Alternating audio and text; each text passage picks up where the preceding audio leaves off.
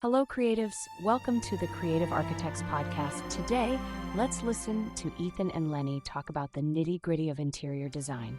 So, let's get on to it now.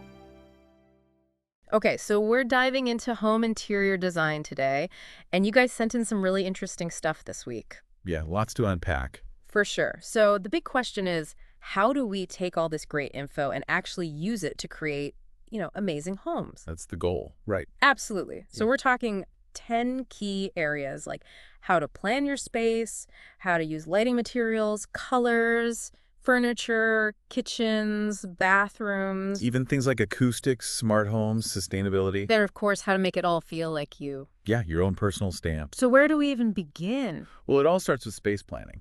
Right. People think it's just about furniture placement, but it's so much more than that. Right, so the foundation. It really is. It's about how you actually live in this space, how you move through it, the different zones for different activities like your living area, maybe a workspace, a place to just chill. I love that idea of zones. It helps to visualize how everything works together. And something that really stood out to me in the material was thinking about the future, too. Oh, absolutely. How your needs might change. Right, like, will you need a home office eventually or a playroom for kids? Planning for that kind of adaptability up front is huge. It's like future-proofing your design. Exactly. So that no matter what life throws at you, your space can evolve with you. Okay, so we've got the space figured out. What about lighting? Lighting is all about layers. You want that nice ambient light overall, but then you need task lighting for specific things like reading or cooking. And don't forget accent lighting. To highlight certain features or set a mood. You're right. It's not just about having one big light in the middle of the room. No way. And Yeah. Speaking of light, don't underestimate the power of natural light. Huge right windows, mirrors. They can completely transform a space. And we can't forget about smart lighting. Oh yeah, so convenient and energy efficient. Okay, so we've got space planning lighting. What's next? Materials, those are a big one. Yeah. The sources really emphasize finding that balance between durability, ease of maintenance, Practical stuff. right? But also texture. Think about the difference between a smooth countertop and a textured rug. It's true, you don't always think about how things feel. But those tactile elements are so important, they add another dimension to the space. And using materials consistently can really tie everything together. It creates that sense of harmony. Absolutely. So then we come to color palettes. And finishes, yes. This is where things start to get really personal. Right, but the material we looked at had some great tips, like starting with a primary color scheme Neutrals are your friend there. and then layering in accent colors. It's a great way to create a cohesive look. And don't forget about the psychology of color. Warm tones, cool tones, each one evokes a different feeling. So important to think about the mood you want to create. Exactly. Hmm. Okay, now let's talk furniture. Yes, furniture. Multifunctional pieces are a lifesaver, especially in smaller spaces.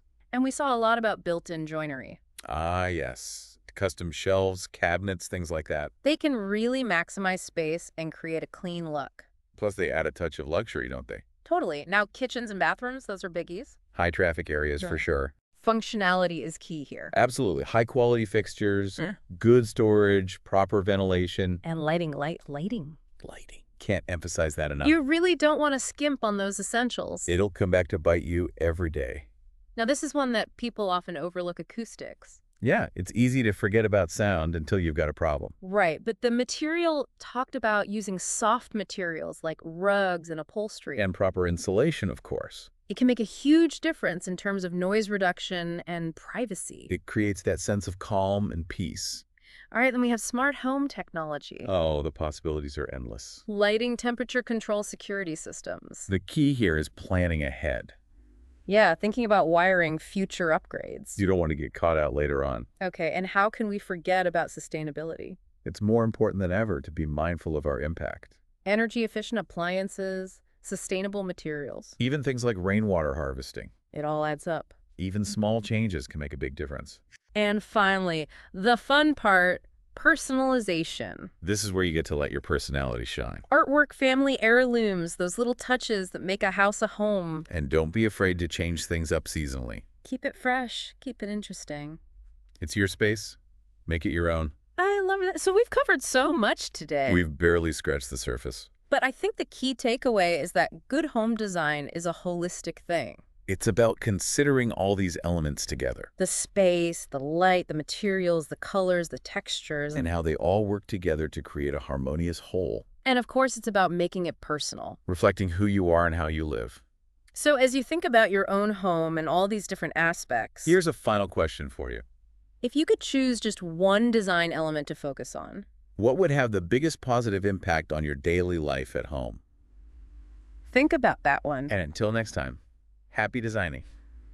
See you later.